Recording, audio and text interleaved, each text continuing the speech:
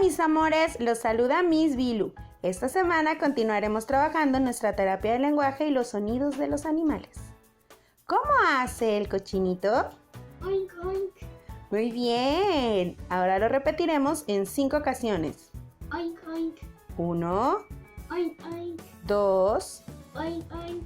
3, Oink, oink. 4, Oink, oink. 5. Muy bien. Recuerda que si no te sale la primera, debes intentarla hasta que te salga muy bien. Ahora, ¿cómo hace el pato? Cuac, cuac. Bien. Lo repetimos en 5 ocasiones. Cuac, cuac. 1, Cuac, cuac. 2, Cuac, cuac. 3, Cuac, cuac. 4, Cuac, cuac. 5. Lo haces de maravilla. Nos vemos en el siguiente video.